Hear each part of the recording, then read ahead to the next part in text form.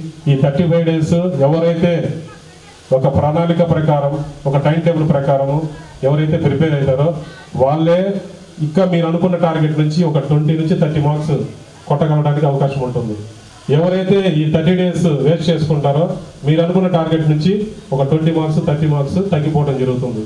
ఏదైనా మన భవిష్యత్తుని పెంచుకోవాలన్న మన చేతిలో ఉంది, తగ్గించుకోవాలన్న మన చేతిలో ఉంది. కాబట్టి ప్రతి స్టూడెంట్ ఆలోచించండి.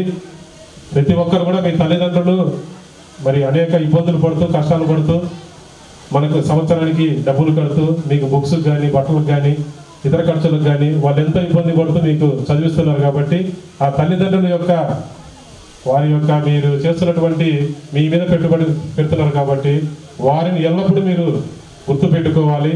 మీరు పెద్ద అయిన తర్వాత తల్లిదండ్రులకి చేదోడు వాదోడుగా ఉండాలి. వాళ్ళను మిమ్మల్ని ఇప్పుడు వారెంట చూసుకుంటారో అంతకు 10 మీరు బాగా చూసుకోవాలి.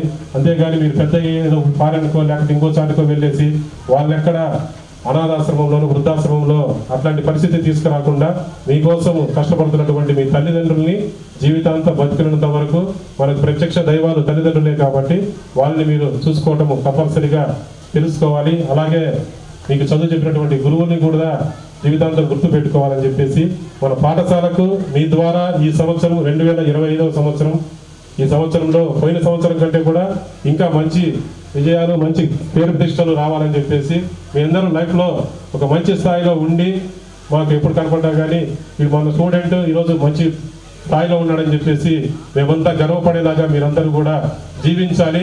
ఒక స్థాయిలోనే కాదు ప్రవర్తనలో కూడా అదే విధంగా ఉండాలి. నా విషయంలో స్థాయి కంటే కూడా ప్రవర్తన చాలా మంచిది. నువ్వు కలెక్టర్ అయినా కానీ నీకు మరి కరెక్ట్ ప్రవర్తన లేకుంటే నువ్వు కలెక్టర్ అయినా కానీ యూజ్ ఉండదు. నువ్వు కలెక్టర్ కాకపోయినా చిన్న ఉద్యోగం సంపాదించినా కానీ ఒక ప్రవర్తన అనేది ఒక నీలో ఉన్నదంటే నువ్వు బతికిన రోజులు నిన్ను గౌరవిస్తాను. అనేక మందిని మనం ఉదాహరణగా చూసాము. చిన్న చిన్న ఉద్యోగాలు చేస్తూ మరణించిన వారిని వాళ్ళు చిరంజీవులుగా ఇప్పుడు కూడా ఎంతో మంది అనుకునే వాళ్ళు ఉన్నారు. అలాగే పెద్ద పెద్ద స్థాయిలో ఉండి ఎవడుకు పనికి రాకుండా చనిపోయిన వాళ్ళని మరుసటి రోజు మర్చిపోయిన వాళ్ళు చాలా మంది ఉన్నారు. కాబట్టి మనము బతికిన రాజులు 10 మందికి ఉపయోగపడేలాగా చనిపోయిన తర్వాత 10 మంది గుర్తు పెట్టుకునేలాగా బతకాలని చెప్పేసి ఈ స్టూడెంట్స్ అందరికీ కూడా బెస్ట్ విషయం చెప్తూ నాకు ఈ అవకాశం ఇచ్చినందుకు ధన్యవాదాలు చెప్పుకోండి.